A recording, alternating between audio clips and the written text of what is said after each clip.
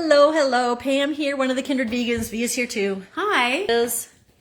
And we are making a no stir-fry rice. So let me show you what we've got here. We load up our no stir-fry rice with vegetables so that it's a 50-50 in and of itself, one pot. So we've got some zucchini and some broccoli, bell pepper, onion, carrot over here. We have some cabbage and garlic. And then we've got our rice. But this is such a versatile recipe because you can use any vegetables you have on hand. Like I always have onions and carrots, always. And I usually have cabbage. But sometimes I won't have broccoli, you know? But then I'll use a yellow squash or I've got some cauliflower there. Or even frozen vegetables. I keep frozen cauliflower and broccoli on hand all the time so I can make a quick broccoli soup or a quick cauliflower soup or something. So that is what we have. So, and I usually have all types of bell peppers in my fridge. So, you know, sometimes I put all three kinds. Or, and it's really colorful when you do that. So, and I use whatever. And I usually have all the veggies on hand. This time we went shopping at Trader Joe's. So I found a bag of broccoli and cabbage. And I thought, oh, let me just get it. So I just got it. And you know, I mean, as you can see, I use them up. So they're easy. If you know, sometimes I'm in a rush or something, it's easy. Works. All right. Anyways, so I had some rice left over, which, if you know me, I always have rice in my fridge. And there's a few times that I did not have rice in my fridge, and I texted Pam and I said, Pam, I have no rice in my fridge. Like, how can an Indian household be without cooked rice in the refrigerator? Exactly. So it's kind of a shock when I say that to her. She knows something's up. And to dress up the rice, what we do is I add a little bit of tamari, which is soy sauce, but it's gluten-free. And you can use tamari or you can use soy sauce, whatever. And there are other liquid aminos or coconut aminos or, you know. And this is just white vinegar. And I have about 1/4 of a cup. I'll see how much I want. I just have a big gallon sitting under the sink, so I just wanted to be a little more sophisticated with it. So I put it in here. And here I have my pan heating up, and I am going to saute all my veggies in it. And I'm going to start with the veggies that are a little harder to cook. Take a little bit longer. So I'm going to start with the carrot, bell pepper, and onion, and I'm just going to throw them in here. And just so you know, if you have celery, add that too. Oh, whatever vegetables you have or want to try. This is a good recipe to try something different. And if you have never sauteed without oil, we do not use oil.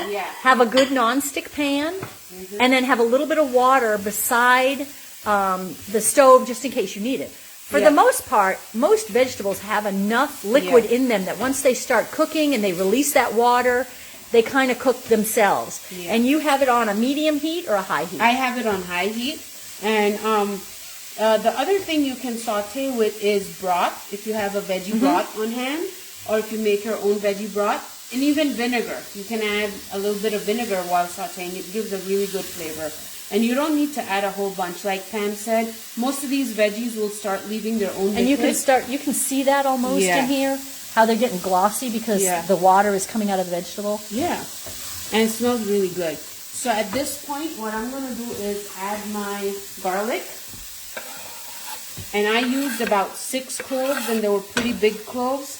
But me and Pam love our garlic, so we go wild with it. If you are someone who does not like garlic, you can use a little less or not use it at all. But we like garlic, so we go wild with it. And while that's cooking, here, let me show you. Our favorite utensils are all the non-stick silicone. You know, because if you have a really good non-stick pan and you don't want to use metal utensils, these come in handy. So I have the same thing beside my stove. I have a nice... I think I have the same container by my stove, and I keep all of the non-stick there. You can hear those vegetables. You can start to smell them as they cook. My mom used to say that when, you know, whenever you go somewhere, you can smell the onions cooking. And that was always a good smell. Smell the onions, the frying of the onions as they cook in the pan. But see, they're pretty much glossy and everything.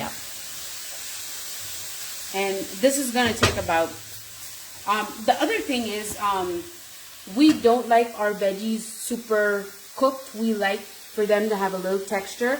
So we don't cook them that long. But if you're someone who loves to have their veggie well cooked, cook it till your desirable taste. That's perfectly fine. I think everyone differs that way. We just like it with a little crunch. Yeah. And you know, this is kind of interesting while these are cooking, because it will take a couple of minutes. Yeah. Our lights. There's our setup when we cook. We have lights here. Oh, I'm adding about 1 tablespoon vinegar to this because my veggies are starting to stick. I added 2 tablespoons actually. And I'm going to Here, turn let me it down. show you. And you can see that once you add the liquid, anything that was sticking, it kind of comes up. Off. Yeah. And the more we add into it, it will come off. Yeah. So now what I'm going to do is, sorry to cut you off. Nope, that's all right. Go ahead. I'm going to start adding the rest of my veggies. See how easy that was? I'm gonna So add, this was pre-shredded cabbage, because you can get a lot of things in the grocery store that are already pre-cut. So I'm going to add the rest of these in here. And I'm going to add my rice to it as well. This is also a good recipe to use up vegetables that are just, it's like they're starting to go by. Yeah. You know, so you can throw them all in. And I wanted to say, you know, my mom, when she was alive, back in the day, it was always this cabbage soup diet, which was just a really good vegetable soup is what it was. All these vegetables. And now that we're eating this way, I always think, man, if we had known then about the carbs, you know, the starches, adding starches and stuff, like if she had added potatoes and beans to that soup, it probably would have been more satisfying. I know that on that cabbage soup diet, it's like you make a big, huge pot and you eat it for the whole week. Oh, really? You know, but she would have found more success because just your non-starchy vegetables is not going to do it for you, keep you full or make you feel satisfied. You have to have those starches in there. Yeah. And I was thinking about that the other day, that, you know, because it was lifelong for her. Oh, That really? gain weight, lose weight, gain weight. Try a diet, lose weight, go off because you feel, you know, unsatisfied. I'm going to put a little bit of pepper in here. That was about half a teaspoon. And just a touch of salt, like just a sprinkle. And then I'm going to add some more vinegar, and I'm going to add my tamari, and I'm going to let it steam, so that will help the rice warm up and the other veggies to just cook up enough, the zucchini and the broccoli, because those It'll take time for your rice to... Yeah. So I've added the rice in there, and I added about half this container. So it's probably about 3 cups maybe. Yeah. So as you can see equal amounts of veggies and rice in here. The rice is clumped up, I know, but... It'll get there. Yeah. As it warms up and, So what I'm going to do is add my tamari in here. And I'm going to go by measurements so that some people... I know some people have... They want it a measure. Yeah. So I'm probably going to do 3 tablespoons to start with. And I'm going to also add 1 more tablespoon of vinegar. Use them. So that's when we backed off, and it's like, let's just pick up one new vegetable and I'll figure out how to use it. You know what I mean? What it tastes good in, or, you know, those kind of things. All right. While we were talking, I just added about 3 tablespoons of water so that everything can get steaming and the broccoli and zucchini can get a little cooked. And I've put this on simmer, and I'm going to let it simmer for at least about 10 minutes, and then it's ready to eat. And if you like your broccoli and zucchini a little on the raw side, it's ready. You can go for it. But I'm going to leave this on a simmer for 10 minutes. And this is going to be our lunch. Yep, I turned it around so they can see us both now. So that's how easy it is. Let me turn you around. Let's take one last look at our no stir-fry rice. Yeah, see it's steaming up.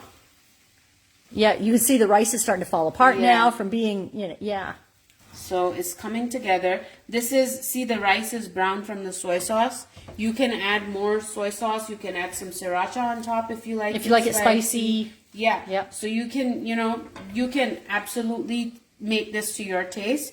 But the broccoli is almost done. See, almost done. Yep. So we'll give this another few minutes and then we will have it.